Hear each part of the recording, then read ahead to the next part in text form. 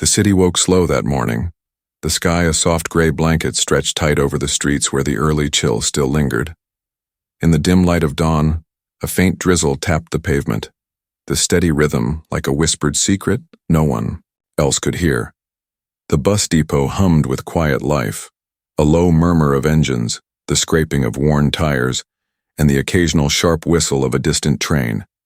Among the steady parade of early workers was Marcus, a tall, broad-shouldered man. In his late 40s, his skin rich and deep as polished mahogany.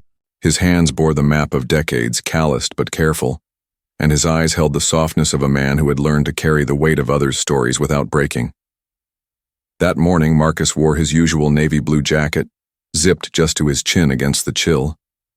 His shoes, scuffed and faded, told stories of every street he'd driven, every passenger he'd ferried through the city's tangled veins. As the first bus pulled away, its yellow paint dulled by years of grime and weather, Marcus noticed a small figure huddled under the cracked awning by the corner. A boy, no older than 7, tears carving silent rivers down his dusty cheeks. His feet bare and swollen, toes red from cold and dirt, his shoulders shaking beneath a threadbare jacket, 2 sizes too big. Marcus's heart clenched. The boy's sobs were so quiet they might have been mistaken for the wind.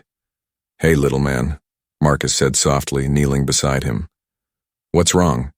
The boy looked up, eyes wide, glossy with tears, and a small, choked whisper escaped. "My shoes broke." Marcus's gaze dropped to the child's feet, thin soles splitting apart, leaving skin exposed to the cold. The boy's toes curled in pain and cold alike. The world felt colder now, more jagged, as if all the city's harshness had gathered, here in this moment.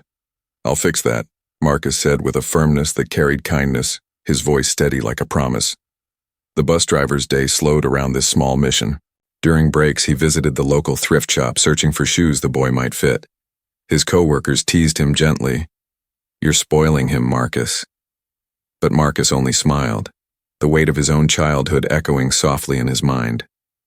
A memory of worn shoes, of cold feet on cracked sidewalks, of a mother's quiet worry.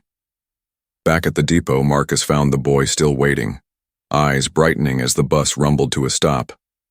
Kneeling again, he unlaced the worn shoes he'd found, simple, sturdy sneakers, clean but humble.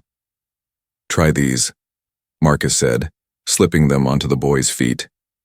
The fit was perfect, as if they'd been made for him. For the first time that day, the boy smiled, a small, fragile thing like a bud in early spring. "Thank you," he whispered, voice trembling.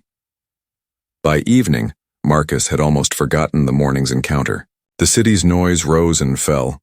The buses rolled in endless rhythm, and the boy was a flicker in his memory. But that night, under the blanket of stars, the quiet world shifted. News had begun to spread. A commuter, touched by the scene at the depot, had shared a video online. Marcus, bending down with gentle hands, giving shoes to a child who had nothing but tears and hope. Within hours, the clip went viral. Reporters knocked on Marcus's door at dawn, cameras and microphones ready.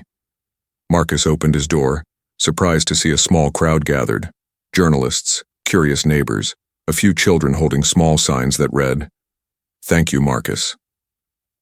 The boy was there too, standing beside his mother, a woman whose eyes shone with gratitude and quiet tears. One reporter pressed a microphone forward. "Marcus, what made you do this?" Marcus looked down at the boy and smiled softly, his voice steady. "Because I remember what it's like to be cold and broken." As the morning sun spilled golden light over the street, Marcus stood outside his modest home, surrounded by cameras but feeling a quiet peace. The shoes on the boy's feet were more than protection. They were a symbol that even the smallest kindness can ignite hope, and that in giving we often receive the greatest gift of all. Call to action. If this story touched your heart, consider subscribing for more inspiring tales of hope, healing, and unexpected kindness. Hit the like button and share this with someone who needs it today.